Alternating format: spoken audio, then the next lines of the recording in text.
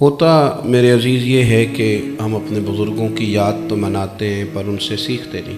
یہ جو نبی پاک صلی اللہ تعالیٰ علیہ وسلم کے صحابہ کی مقدس جماعت ہے نا، یہ وہ خوبصورت لوگ ہیں جو ہمیں اٹھنا بیٹھنا چلنا پھرنا بھی سکھائیں گے، جینا بھی سکھائیں گے، اور مرنا کس طرح یہ بھی سکھائیں گے۔ ان لوگوں نے اپنی زندگی میں ان ساری چیزوں کو نافذ کر لیا تھا جن کے بارے میں ہم روز ارادہ نہیں کرتے کہ ہمیں نافذ کرنی چاہیے، ہمیں ایسا بن جانا چاہیے، ہمیں پروگرام روز بناتے ہیں۔ ہم جو پلان روز کرتے ہیں، جو ارادے روز کرتے ہیں، جو دین ہم سے روز مطالبہ کرتا ہے، وہ چیزیں ان لوگوں نے اپنے اوپر طاری کر لی تھی۔ ایک آدمی سمجھتا ہے کہ فلانی چیز میرے لیے ٹھیک ہے، وہ میں کھاؤں گا میری طبیعت ٹھیک ہو جائے گی، اور فلاں چیز مجھے نہیں کھانی چاہیے، چھوڑ دوں گا پرہیز کروں گا تو میری صحت ٹھیک ہوگی، کہتا ہے روز، لیکن نہ دوائی صحیح طرح استعمال کرتا ہے اور نہ پرہیز ہی ٹھیک کرتا ہے، کرتا بھی ہے تو چند دن کرتا ہے۔ تو ایسا مریض اگر وقتی طور پہ ٹھیک ہو بھی جائے تو مستقل ٹھیک نہیں ہوتا، حالانکہ پتہ ہے اسے کہ یہ دوائی میرے لیے ٹھیک ہے اور یہ کھانا میرے لیے ٹھیک نہیں، لیکن وہ تھوڑی دیر کا جو زبان کا ذائقہ ہے اسے چھوڑنے کو تیار نہیں ہوتا تو بیمار ہو جاتا ہے۔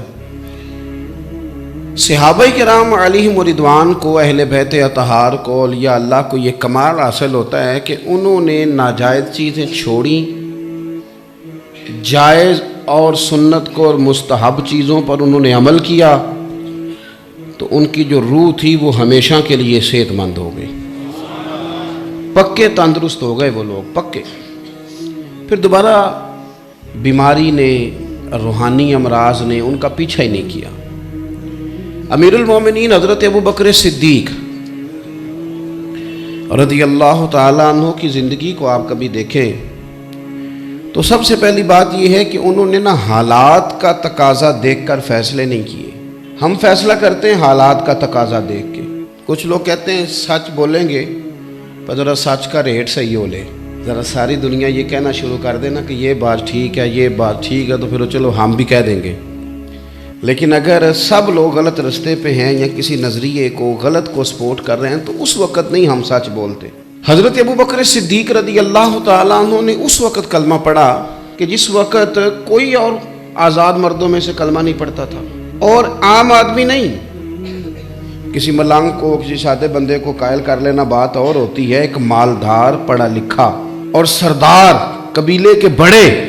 لیکن جب میرے نبی پاک علیہ الصلوۃ والسلام نے ان کو دین بتایا نا تو حضور فرماتے ہیں پھر انہوں نے دلیلیں نہیں مانگی، دل سے گواہی نکلی نا کہ یہ بات سچی ہے، تو حالات کیا ہیں یہ نہیں دیکھا، فوراً کلمہ پڑھا اور مسلمان ہو گئے۔ اللہ نے فرمایا والذی جاء بالصدق وصدق بہ، ایک وہ ہیں جو سچ لے کے تشریف لائے، اور ایک وہ ہیں جنہوں نے اس سچ کی تصدیق کی، نے کہا کہ آپ واقعی سچ لے کے آئے ہیں، اولئک ھم المتقون، دونوں ہی پرہیزگار ہیں۔ اگرچہ یہ آیہ مقدسہ تو واقعہ معراج پہ نازل ہوئی، لیکن یہ کہ نبی کریم علیہ السلام کے ہر سچ کی تصدیق حضرت ابو بکر صدیق نے فرمائی، ہر سچ کی، حالات کا تقاضا دیکھ کے نہیں۔ اور میں ایک اور بات بھی آپ سے عرض کروں، ہمارے یہاں کچھ لوگ یہ کہتے ہیں جی میں نیک تو ہونا چاہتا ہوں پر زمانہ نہیں ٹھیک، تو حضرت ابو بکر صدیق کے زمانہ ٹھیک تھا؟ اس دور میں سارے لوگ نیک ہو گئے تھے جب انہوں نے کلمہ پڑھا تھا، سارا مکہ سیاںہ ہو گیا تھا۔ سیاںہ قوم کو نہیں کرنا، آپ نے خود ہونا ہے، لیکن وہ جب سمجھدار ہوئے، جب انہوں نے کلمہ پڑھا، جب ان کا ذہن بنا، تو یہ خبر تو جنگل کی آگ کی طرح پھیل گئی، ابو بکر کلمہ پڑھ گئے، صدیق اکبر نے کلمہ پڑھا ہے۔ میں ذمہ داری سے روایت عرض کر رہا ہوں کہ یہ چونکہ بڑے بہترین تاجر تھے تو تاجروں کے دوست بھی تاجر ہوتے ہیں۔ ان کے جو دوست تھے وہ کون تھے؟ حضرت عبد الرحمن ابن عوف، عشرہ مبشرہ صحابی ہیں جن کے پیچھے نبی پاک نے نماز بھی ادا کی ہے۔ حضرت زبیر بن عوام حضور کی پھپھی کے بیٹے ہیں، عشرہ مبشرہ ہیں۔ حضرت سعید بن زید عشرہ مبشرہ ہیں۔ حضرت عثمان غنی، حضرت طلحہ بن عبید اللہ، یہ سارے اکٹھے ہو کے نا تو پتہ کرنے آئے کہ چل کے پتہ کرے ابو بکر نے واقعی کلمہ پڑھ لی ہے۔ کیونکہ ایک بڑا آدمی جب کوئی بات کرتا ہے تو انقلاب آ جاتا ہے، یہ سارے کٹھے ہو کے تصدیق کرنے آئے واقعی کلمہ پڑھا ہے، اور ایسی تصدیق کرنے آئے جناب صدیق اکبر نے پھر ایسی تصدیق کی کہ یہ بھی سارے کے سارے کلمہ پڑھ گئے، یہ سارے کلمہ پڑھ گئے۔ حضرت صدیق اکبر رضی اللہ تعالیٰ عنہ نے جب کلمہ پڑھ لیا نا، اسلام کہتا ہے کہ کلمہ پڑھنے سے پہلے نا آپ سوچیں، اللہ تعالیٰ قرآن مجید میں نشانیاں بیان کرتا ہے رب کے رب ہونے کی، قیامت کے قائم ہونے کی، زمین و آسمان کے بنائے جانے کی، سب نشانیاں آپ پرکھیں، سوچیں، تفکر کا حکم ہے قرآن و سنت میں۔ لیکن جب آپ نے کلمہ پڑھ لیا، جب مسلمان ہو گئے، تو اب آپ نے سوچنا نہیں، اب تو عمل کرنا ہے۔ اب عقل کے گھوڑے نہیں دوڑانے، اب جو حکم آئے گا اس حکم پر عمل کرنا ہے۔ ہم نہ ساری زندگی سوچنے، بھئی سوچنے کا ٹائم تھا کلمہ پڑھنے سے پہلے، اب تو پڑھ لیا ہے، اب تو عمل کرنا ہے۔ حضرت صدیق اکبر نے نا کلمہ پڑھنے کے بعد پھر رب رسول کے مقابلے میں عقل کو نہیں آنے دیا۔ آپ نے ناراض نہیں ہونا، ہمارے نا سارے زمانے کو پتہ ہے نا سود حرام ہے، اور سب کو پتہ ہے نا جھوٹ بولنا حرام ہے۔ کتنی دلیری سے لوگ کہتے ہیں جھوٹ کے بغیر کام نہیں چلتا۔ جرت نہیں بہت بڑی، جرت نہیں، اور جی سود کے ساتھ ہی ساری دنیا جڑی ہوئی ہے جی۔ عالمی سطح کے حالات، بھئی آپ نے عالمی سطح کے حالات دیکھنے ہیں کہ رب رسول کا حکم دیکھنا ہے۔ آپ وہ بات کس طرح کر لیتے ہیں جس کو شریعت اسلامیہ نے واضح طور پر حرام قرار دے دی، واضح۔ یہ تو وہ چیزیں ہیں نا جو بالکل واضح ہیں، کچھ چیزیں ایسی ہیں جو سمجھنی، سہنی، برداشت کرنی، تسلیم کرنا بڑا مشکل کام ہے۔ حضور صلی اللہ علیہ وسلم کا واقعہ معراج ہے، ابھی تک لوگ اڑے ہوئے ہیں، اور بعض لوگ کہتے ہیں معاذ اللہ کو تو خواب میں سارا کچھ ہوا تھا، یعنی آج تک بہت سارے اڑ گئے۔ اور بات بھی بڑی مشکل ہے، ہم کہہ تو دیتے ہیں پر بڑی مشکل ہے، 18,000 سال کا سفر، اور حضور بستر سے نکل کے گئے۔ بستر میں بندہ تھوڑی دیر لیٹا رہتا ہے تو بستر گرم ہو جاتا ہے، کی آخر ہے پنجابی چ نگاہ ہو گیا ہے، لیکن جب واپس آئیں تھوڑی دیر بستر سے باہر رہیں تو دوبارہ ٹھنڈا ہو جاتا ہے۔ کچی زمین پر آپ وضو کا پانی چلائیں تو وہ تھوڑی دور جاتا ہے، پھر زمین کے اندر جذب ہو جاتا ہے۔ دیہاتوں کے اندر جو لکڑی کا دروازہ، لوہے کی کنڈی ہوتی ہے، وہ دروازہ جب آپ بند کریں تو کنڈی تھوڑی دیر، لیکن زیادہ نہیں، پھر وہ لگ جاتی۔ اب مسئلہ سمجھیں، علماء نے لکھا کہ حضور 18,000 سال کا سفر طے کر کے آئے، کنڈی ابھی ہل رہی تھی، پانی ابھی چل رہا تھا جب وضو میں پانی بہایا تھا۔ واپس آئے تو بستر سے نکل کے گئے تھے تو بستر ابھی بھی گرم تھا، تو یہ سارا کچھ کیسے ہو گیا؟ تو اعلیٰ حضرت نے اس کا جواب تو دیا ہے۔ اعلیٰ حضرت کہتے ہیں جان ہے وہ جہان کی، اور جان ہے تو جہان ہے، یعنی حضور جب نکل کے گئے تھے تو کائنات کی جان ہی نکل گئی تھی، تو جو شے جہاں تھی نا وہیں رک گئی۔ حضور آئے ہیں تو دوبارہ دنیا نے چلنا شروع کیا۔ وہ دو عالم کی رحمت تھے، جہاں چاہتے وہیں رہتے، یہ تو ان کی مہربانی ہے کہ یہ عالم پسند آیا۔ تو اب ایک انسان رات کے تھوڑے سے حصے میں، لیلا من المسجد الحرام الی المسجد الاقصی، رات کے تھوڑے سے حصے میں جائے بھی اور آئے بھی، اور 18,000 سال کا سفر بھی طے کرے، کنڈی ہلتی رہے، بستر، سمجھنا کام بڑا مشکل تھا۔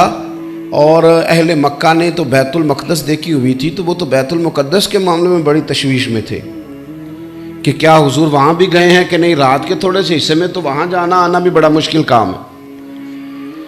اب حضور نے وہ سارا منظر دیکھ لیا، علامہ اسماعیل حقی نے لکھا ہے سارا کچھ حضور نے دیکھا، زمین و آسمان، جنت، دوزخ، ہر چیز کا مشاہدہ کر کے جب حضور واپس آ رہے تھے نا،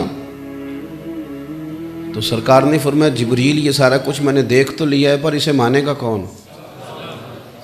اللہ کرے آپ سمجھے میری بات، بھئی اسے یہ ماننا بھی تو ایک کام ہے نا، تو کون مانے گا؟ تو حضرت جبریل نے وہاں عالم بالا میں جو باتیں ہو رہی ہیں وہ دیکھیں کس کی ہو رہی ہیں، ذکر کس کے ہو رہے ہیں، مانے گا کون؟ تو حضرت جبریل عرض کرنے لگے حضور اور کوئی مانے نہ مانے، ابو بکر صدیق تو مانیں گے نا، صدیق اکبر تو مانیں گے نا۔ صدیق، حضور واپس آئے، بڑا مشکل تھا. آپ تو خوش عقیدہ ہیں, مسلمان ہیں, اللہ تعالیٰ نے عقیدہ بھی ستھرا دیا ہے. حضور کی کوئی شان سنائی جائے تو آپ سبحان اللہ ماشاءاللہ کہتے ہیں, یہ ایمان کا حسن ہے. لیکن ابھی تک لوگ نہیں اڑے ہوئے جو کہتے ہیں ہو کیسے سکتا ہے. میں کہتے ہیں ان کو تیرے نال ہوئے تھے تینوں پتہ لگے. یہ تو تجھے پتہ ہی نہیں ہے نا جی, یہ تو اس کو پتہ ہوتا ہے نا جو کسی تجربے سے گزرا ہو. وہ حضور کچھ دیتے ہیں کہ نہیں دیتے. تو میں کہ سانو ملنا سانو پرچ جنہوں نے ملے آئی. کون دیتا ہے دینے کو منہ چاہیے, دینے والا ہے سچا ہمارا نبی. جن کو ملا ہوئے ان سے پوچھ لو. اللہ اکبر. آپ میری بات پر غور فرمائیں گے. حضرت ابوبکر صدیق رضی اللہ تعالی, حضور واپس آئے, لوگوں کے سامنے بات بیان کی. تو وہ تو مکے کا زمانہ تھا, کافر مشرک بہت زیادہ تھے, ان کی سمجھ میں کہاں یہ بات آنے والی تھی. سرور کائنات صلی اللہ علیہ وسلم نے جب یہ بیان کیا تو وہ تو چیم گونیاں کرنے لگے, معاذ اللہ استغفر اللہ. بعد میں مذاق بھی اڑایا, یہ کیسے ہو سکتا ہے رات کے تھوڑے سے حصے میں بندہ جائے بھی آئے بھی. ایک بندہ نا دوڑا دوڑا حضرت صدیق اکبر کے پاس گیا. یہ نوجوانوں نے میری بات کو سمجھنی ہے. لوگ کہتے ہیں جی وسوسے بڑے آتے ہیں جی, خیال بڑے آتے ہیں. میں نے کہا بھائی جب چاروں جانب دیکھنا ہے, عقل دوڑانی بڑی ہے مذہب کے مسئلے میں, تو پھر وسوسے تو آنے ہیں. اگر انداز یہ والا ہو کہ مان لیا تو مان لیا, تسلیم کر لیا تو غلام ہو گئے, تو پھر ہو گئے. کسی نے جا کے حضرت صدیق اکبر کے دروازے پہ دستک دی.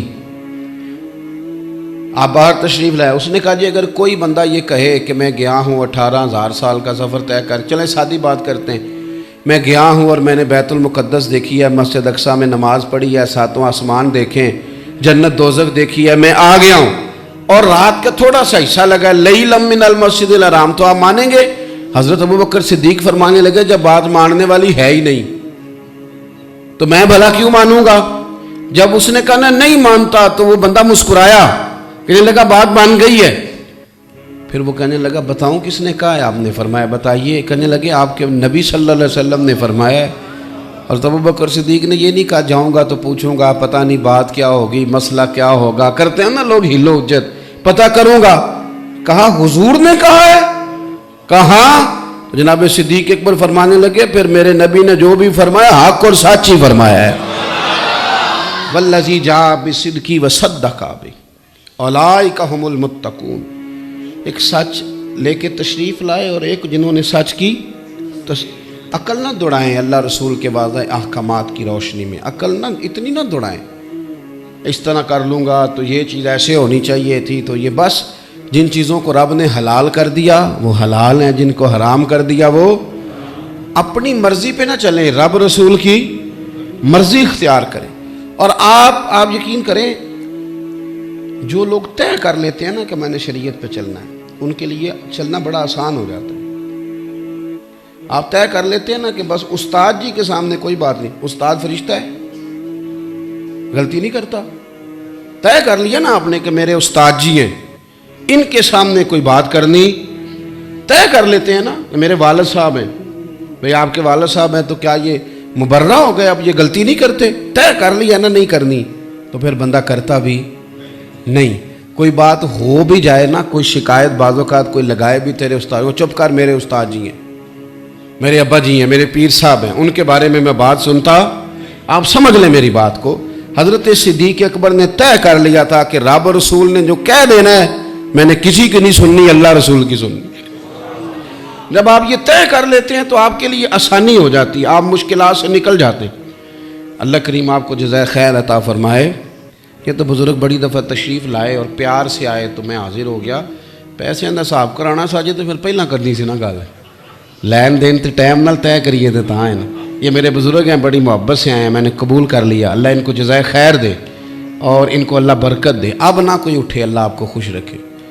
تسی پہلا پیسے دی عادت پاندے ہو, پھر کہندے مولوی پیسے لیندے نے. ہنسے نہیں مسجد میں اونچا نہیں ہنستے. آپ دینے شروع کرتے ہیں تو مولوی لینے شروع کرتے ہیں. تسی دھیان نہ رہو تو باقی کام بھی ٹھیک ہوئے. آپ اب توجہ کریں جی, اللہ آپ کو خوش رکھے. غور کریں. بس میں نے دو ایک باتیں اور کرنی ہیں. ایک تو یہ کہ عقل نہیں دوڑانی اس مسئلے میں. اللہ رسول کا جب حکم آ گیا تو بس پھر آ گیا, سمجھ آ گئی بات کی.